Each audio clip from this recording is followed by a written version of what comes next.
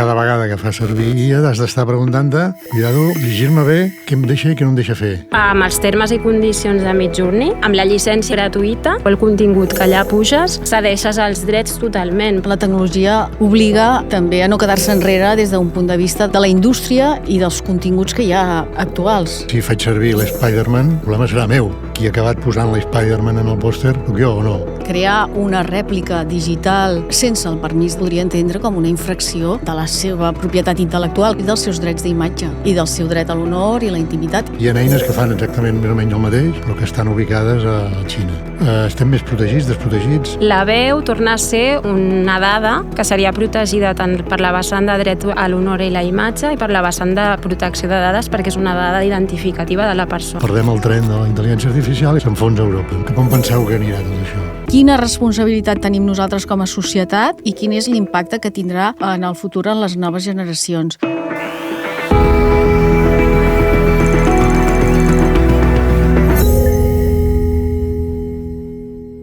Bé, avui parlarem de drets d'autor, propietat intel·lectual. Bé, no descobreixo res si dic que la intel·ligència artificial ho està trastocant tot. Però una de les coses que també trastoca són drets que pensàvem que estaven ben consolidats o blindats, no? Per exemple, els drets dels autors. A Europa, el 2 d'agost, es va posar en marxa un dels blocs que desenvolupa el reglament de la intel·ligència artificial, que ve a dir que els grans models de llenguatge han de donar informació sobre com s'han alimentat i com s'alimenten i, per tant, garantir que la propietat intel·lectual europea està garantida. També Europa ha posat en marxa un codi de bones pràctiques, que en aquest cas és voluntari, perquè s'hi acullin les empreses que volen. Un dels aspectes d'aquest codi, un d'ells fa referència a drets de propietat intel·lectual. Als Estats Units també Déu-n'hi-do, i es va posar en marxa una d'aquestes lleis boniques que diu que fa, en aquest cas sobre intel·ligència artificial, que no parla concretament sobre propietat intel·lectual, però ve a dir que als Estats Units, per liderar el desenvolupament i la implantació de la intel·ligència artificial, han de fer el que calgui. I a la Xina i és obligatori que les imatges generades per intel·ligència artificial posin un codi identificatiu i també un codi digital de traçabilitat. Clar, jo no sé si aquestes coses ens afecten molt, poc, i per això hem convidat a la Vanessa Alarcón i a la Carlota Planes, advocades especialitzades en propietat intel·lectual i coneixedores, perquè em consta de l'impacte de la intel·ligència artificial. Va molt accelerat, això també els canvis, o això ja estem acostumats a viure aquí? Bé, jo penso que va accelerat perquè, com tu deies, Joan, la tecnologia està forçant... Obliga també a no quedar-se enrere des d'un punt de vista de la indústria i dels continguts que hi ha actuals, no? I també perquè hi ha una nova creativitat més complexa que s'està generant a la vegada. No solament, diguem-ne, hi ha una creativitat clàssica, sinó que hi ha una creativitat més complexa que s'està generant que també reclama una protecció. Sí, i s'està aprofitant, de fet, la tecnologia per fer potser altres creacions que s'havien fet d'una manera més artesanal o més clàssica. Doncs la tecnologia tipus intel·ligència artificial et permet anar més ràpid, fer coses potser més creatives, agafant diferents solucions tecnològiques, no? Comencem per Europa un moment. Jo no sé què passa amb Europa, però tothom està enfadat amb els temes de propietat i els drets d'autor. Els que consideren que hi ha poca regulació i els que consideren que, pel contrari, que aquí o traiem legislació o perdem el tren de la intel·ligència artificial i això s'enfonsa a Europa, no? Inclús amb el tema dels drets de protecció dels drets d'autor, no? Recordo que va sortir aquest estiu una nota de Fedro, l'entitat aquesta que gestiona els drets dels escriptors i dels autors, que deia textualment: la nueva guía europea para la IA perpetúa la desprotección de los derechos de autor. A veure, en què quedem? Estem protegits? Des del meu punt de vista no és una qüestió tant d'estar desprotegits o no, sinó que hi ha molta manca de coneixement de base amb com funciona també tot el tema dels drets d'autor. Podríem dir que els drets d'autor no és una cosa o l'aplicació de la intel·ligència artificial per generar continguts, la qual cosa suposa generar uns drets d'autor, doncs, clar, si hem de tenir en compte que la propietat intel·lectual ja és una cosa que ve regulada de fa molts anys, el que hauria de pensar la gent és que a l'hora d'aplicar la intel·ligència artificial les mateixes regles serien aplicables a aquesta vessant més digital. Però la gent com que li costa d'entendre. Per tant, ja tindríem aquesta primera base de regulació amb la qual ens podem emparar. Després ja tindríem el reglament d'intel·ligència artificial. Després tindríem aquest codi de bones pràctiques. I Déu-n'hi-do lo protegits que estem. Sí, i a veure, el fet de que s'hagi fet una declaració, que hagin de declarar amb el que entrenen, tot i que és molt genèric, que és on va Cedro. Cedro el que ve a dir és que és l'entitat de gestió dels autors i editors, no?, literaris, el que ve a dir és que el que és la declaració havia de ser molt més profunda. Yeah. És a dir, no es podia quedar amb les beceroles en què s'ha quedat.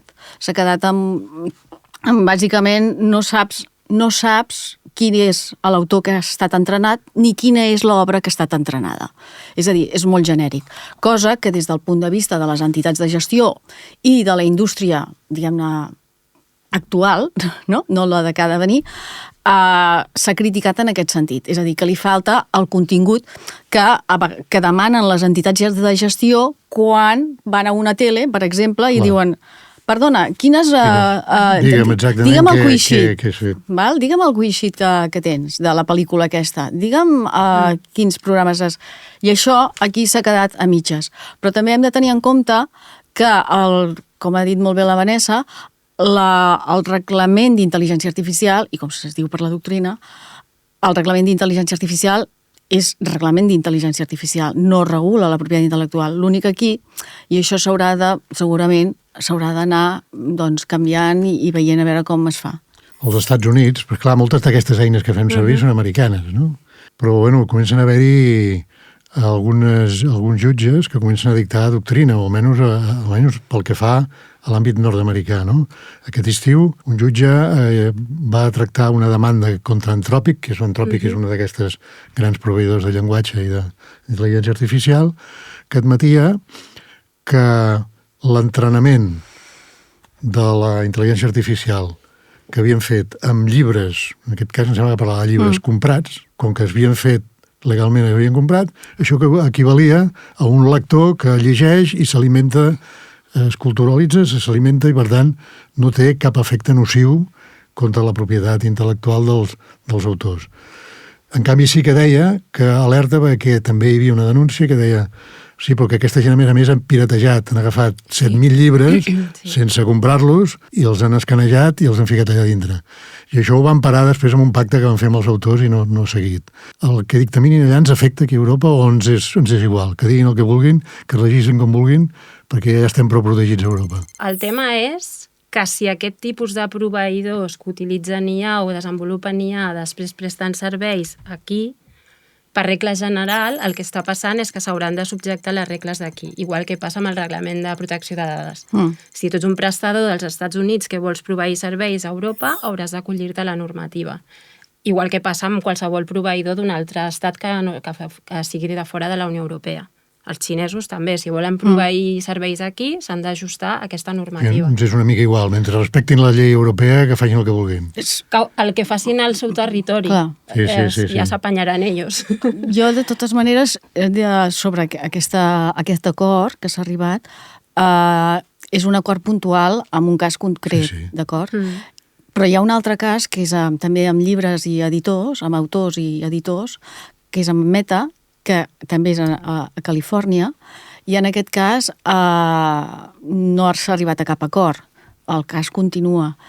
I aquí sí que el jutge ha fet unes petites puntualitzacions venint a dir que sobre el fair use, perquè en definitiva del que és l'excepció que utilitzen, perquè si no s'entendria que podria haver-hi infracció de dret de copyright, en aquest cas l'excepció que utilitzen és el fair use, però el jutge ve a dir que els demandants, no?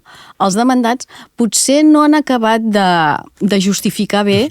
el dany que han tingut. No, el dany, no. Bueno, el dany d'alguna manera sí, és a dir, el mercat que els hi està prenent, perquè hi ha una reproducció extensiva i intensiva que pot generar obres de forma molt fàcil que li faran la competència en els autors, d'alguna manera. I respecte a Europa, sí que és veritat que també aquests mesos que tu has comentat, Joan, resulta que ha sortit, hi ha una qüestió prejudicial del Tribunal Superior de Justícia de la Unió Europea, el Tribunal de Justícia de la Unió Europea, perdoneu, que se li planteja un cas de si l'entrenament d'obres preexistents suposa una reproducció en el sentit de la llei de propietat intel·lectual i, per tant, una infracció de drets d'autor o no. Per tant, o sigui, el que tu comentaves i complementant el que diu la Vanessa, efectivament, tenim una llei de propietat intel·lectual, tenim en aquest cas, el màxim ordre judicial, que és la Unió Europea, el Tribunal de la Unió Europea, que ja li està plantejant un cas que ha d'avaluar d'acord amb la normativa actual vigent. Per tant... Clar, hem de tenir en compte que estem en un moment que la intel·ligència artificial està esclatant, que cada vegada l'utilitzem més, però necessita tenir darrere una evolució tant a nivell judicial com a nivell de normativa.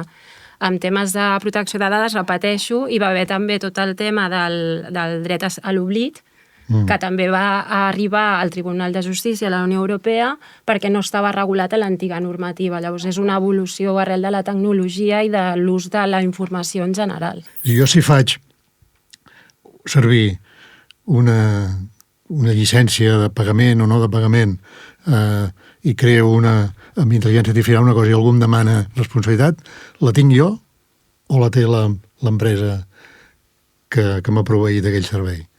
Des del meu punt de vista, aquí hauríem de distingir si tu el que estàs fent és desenvolupant una eina d'IA i amb això generes continguts o permets la generació de continguts, aquí com a eina com a tal ja tindries una responsabilitat, el proveïdor d'aquesta eina.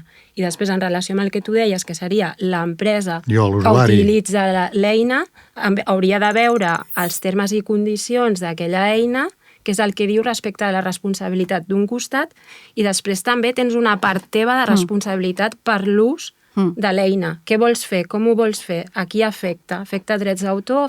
Afecta a persones en general? Per exemple, jo vull fer, si vols, Carlota, vull fer una pel·lícula.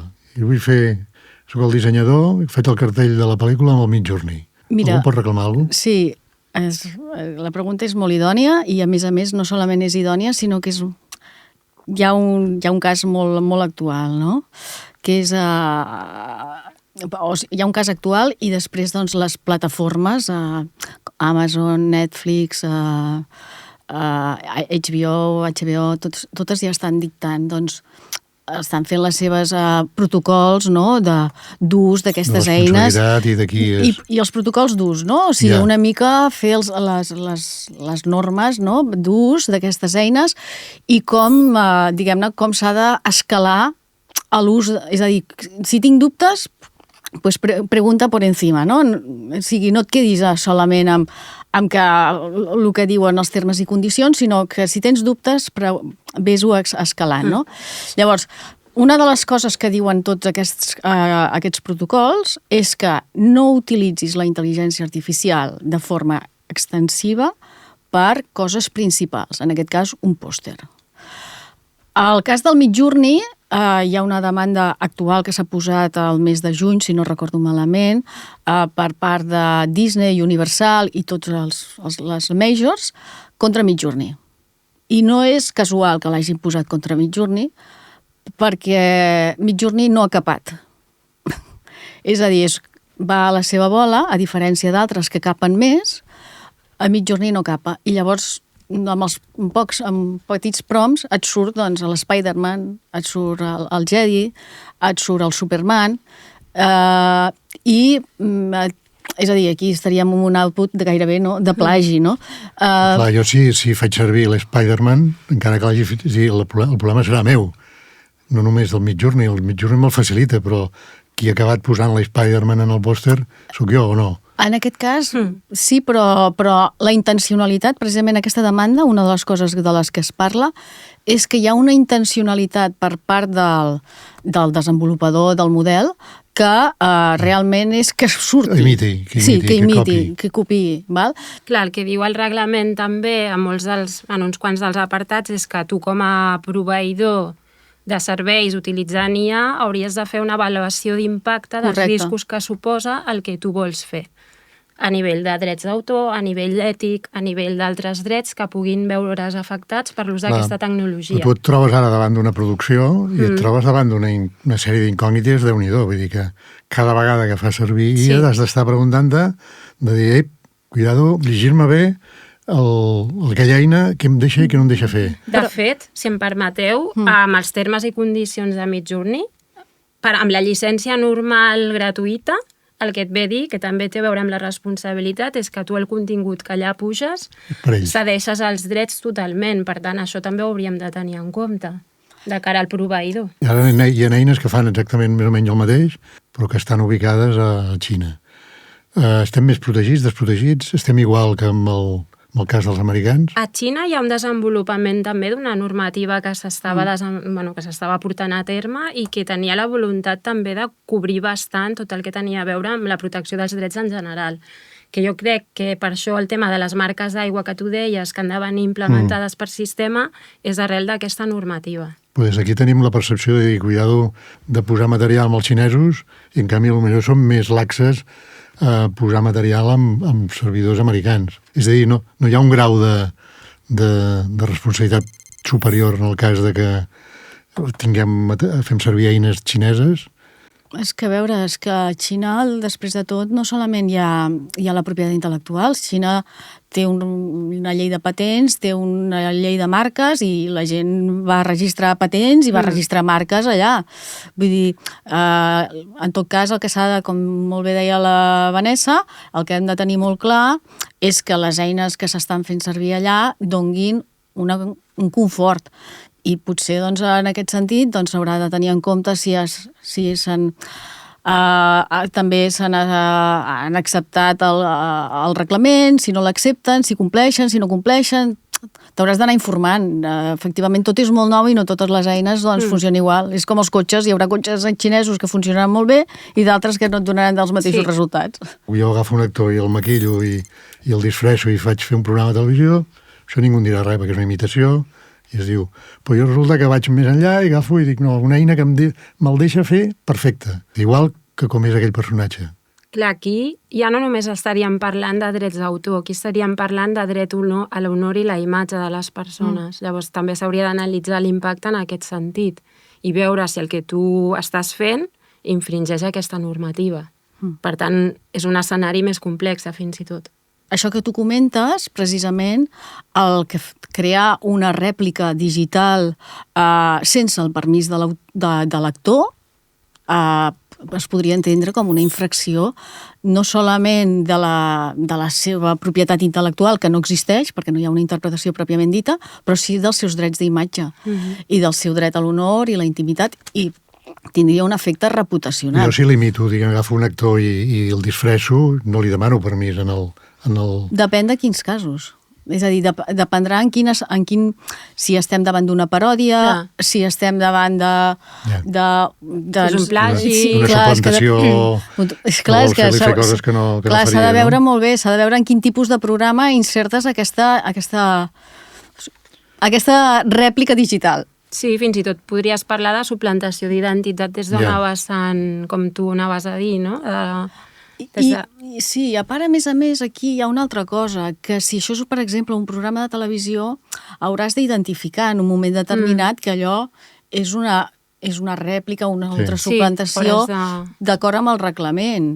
Val? Llavors, i perquè, a més, la gent, doncs, al final no li crea una confusió, no? Perquè potser al final et trobes amb una confusió. Realment era ell o no era ella? Per exemple, hi ha també una cosa que passa sovint, per exemple, amb la veu, no? Locutors o actors que han posat la veu a audiollibres o a produccions digitals que circulen per la xarxa, se'ls clona, se'ls agafa sense permís i es troben les veus col·locades, bé sabia fent què, no? O que també han autoritzat a lo millor que es pugi la veu en una plataforma per fer un ús concret, però després es troben que aquell ús ha estat vulnerat i se'l acaben trobant fent altres coses. Això té defensa? On s'ha de reclamar això? Què s'ha de fer amb això? Aviam, d'un costat, la veu torna a ser una dada que seria protegida tant per la vessant de dret a l'honor i la imatge i per la vessant de protecció de dades perquè és una dada identificativa de la persona. Per tant, tens dues normes amb les quals et podries emparar. D'un altre costat, tu podries presentar una reclamació via judicial per l'afectació d'aquests drets, sobretot per la vessant dels drets de l'honor i la imatge, perquè la de protecció de dades ens aniríem més davant de l'autoritat de protecció de dades. I després tenim la ESIA, ara mateix, no? Que també seria l'entitat que s'ha creat per defensar la protecció i el compliment de la intel·ligència artificial a Espanya com a entitat, igual que passa amb la EPD o amb la PDeCAT. Sí, però el que et trobes també és que, clar, fins ara la producció audiovisual està concentrada en empreses, però això també s'està una mica, si no trencant, almenys està obrint tot un altre ventall de produccions que són o anònimes o fetes per xarxes, en la qual la capacitat de reproduir una creació, una veu, una imatge, a vegades perds el control i aquí reclames perquè ho estan fent servir 70.000 persones fent memes o fent i 70.000 països. Llavors et trobes una mica indefens i bueno, aquí reclamo jo, si algú tenia tanta gent que ho està fent servir això. Bé, per això hi ha les entitats de gestió. En l'actualitat hi ha unes entitats de gestió que segurament s'hauran de posar més les piles i també hauran de tenir més instruments tècnics i més facilitats per poder accedir a informació relacionada amb l'entrenament i després posar demandes, efectivament. Però aquesta ja és una realitat, diguem-ne, que és primer de tot s'ha de regularitzar tota una sèrie de coses, no? Per exemple, una de les coses que molta d'aquesta gent que comenta, Joan, és perquè no ha mirat el que ha signat. Yeah. Sí, això d'entrada. No ha mirat el que ha signat. Hi ha un que circula, que és un home que tan aviat està con una motosierra, que tan aviat està pujat en un arbre fent de jardiner, tot, no? I ell mateix reconeix que no es va llegir els termes i condicions que li van posar al davant. Va signar i li va cobrar 600 euros o $600 i va quedar tan encantat, no? Llavors això, clar, això també ho has de mirar. Una cosa és a dir, el fet de que jo suplanto, copio exactament la veu, exactament la imatge. Una altra cosa és que jo faci coses que m'assembli, que aquestes eines em permeten assemblar-me o copiar, no del tot, però acostar-me, que és el que li va passar, per exemple, amb la veu. El que li va passar a la Scarlett Johansson, quan li van demanar els d'OpenAI, li van demanar per participar en una promoció, escolta, gravarem la teva veu. I ella va dir que ni hablar. Què va dir? Un espavilat d'allà, dir, bueno, doncs farem que s'assembli, i la van modular de tal manera que era, si no igual, molt semblant. On està la línia? Com es determina això? Hi ha una anàlisi forense que diu fins aquí, fins allà? S'hauria de fer una anàlisi, en realitat, per veure fins a quin punt l'ús d'aquesta veu es permetria suplantar la identitat d'aquesta persona. Si estem parlant d'això, tornaríem a veure una afectació de dret a l'honor i la imatge d'aquesta persona. Sí, però jo no dic que és l'Scarlett, jo no dic que és el...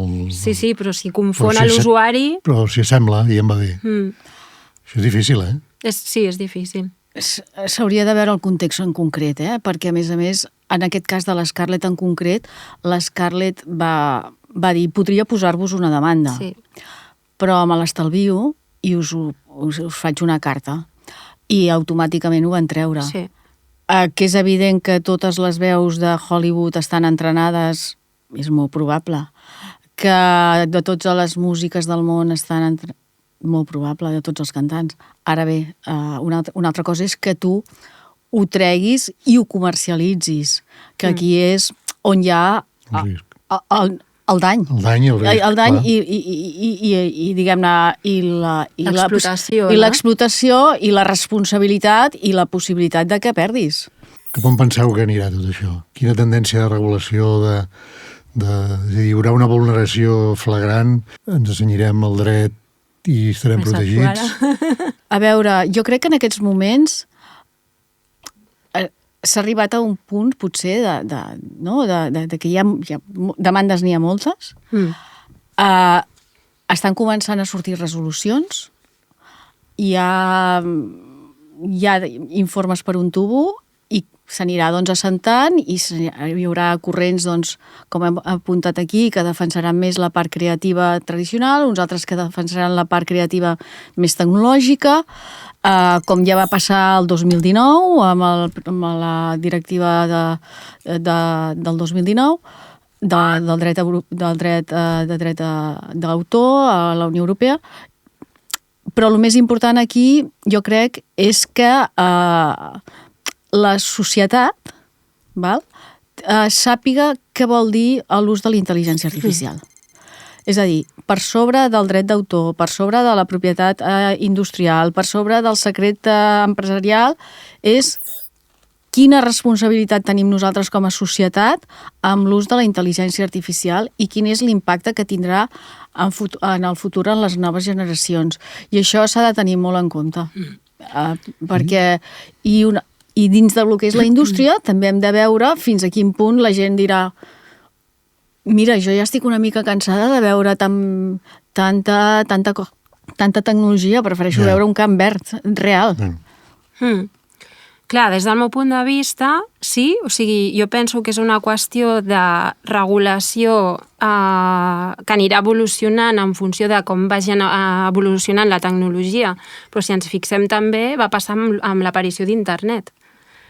Internet va provocar un gran canvi que podria ser, jo crec, bastant equiparable al que tenim ara damunt de la taula amb la intel·ligència artificial, i això va suposar el sorgiment de noves regulacions que controlaven l'impacte de l'ús de la tecnologia, perquè al final tot és tecnologia. Per tant, com bé deia la Carlota, hem de ser conscients primer de què fem amb aquesta tecnologia, a qui afectem amb aquest desenvolupament o ús de la tecnologia, i això, per molta regulació que hi hagi, si no s'educa a les escoles, a les famílies, doncs tenim un problema. I els professionals, diguem, que s'enfronten ara ja a aquestes eines o les utilitzen, què recomaneu que faci de cara a protegir-se i a protegir les seves obres? Aviam, jo em poso molt en el lloc de les empreses i moltes vegades penso que el tema del compliment normatiu es veu com un pal a les rodes. Perquè és com, ostres, una altra llei amb la qual he de complir. El problema és que amb l'ús de la intel·ligència artificial, en funció del que tu facis, pots tenir moltes afectacions de drets des d'un punt de vista ètic, des d'un punt de vista d'autor, des d'un punt de vista d'imatge, com hem vist, des d'un punt de vista de protecció de dades. Per tant, si tu, des de la teva proactivitat, o des del concepte que jo moltes vegades dic, el legal by design, no? Què és el que vull fer, a qui afecto, i des d'aquí regulo i em plantejo una sèrie de qüestions fonamentals. I a partir d'aquí desenvolupar una sèrie d'accions per controlar l'impacte. És que, a veure, serà una part del compliance, del compliment legal. Llavors, si tu ets una empresa petita, però tens una empresa més gran, i l'empresa més gran ja està complint amb el reglament, està complint amb tota la normativa, t'obligarà. Si no, perdràs aquest client. I per tant, val més ser proactius d'entrada i no dir, quan m'ho demanin. I llavors, quan t'ho demanen, resulta que no has fet la meitat de les coses. No, és que tens molta més feina. És molt més farragós. Potser estàs en un moment òptim perquè tot just acaba de començar i és la fase més fàcil per dir, ostres, l'exposició és un pilis-plas, però clar, t'hi has de posar. Bé, la conversa donaria per unes quantes hores, uns quants dies. Quan vulguis ens tornes a avisar. Gràcies a tu, Vanessa, gràcies, Carlota, i gràcies a tots els que han fet possible aquest podcast inaugural. I recordeu, que l'Observatori Switch del clúster audiovisual es pot seguir, us podeu subscriure, podeu seguir-ho al LinkedIn, i a partir d'ara també podeu veure'ns les cares i podem parlar amb més detall i més profunditat de moltes coses. Ens veurem a la pròxima ocasió. Gràcies.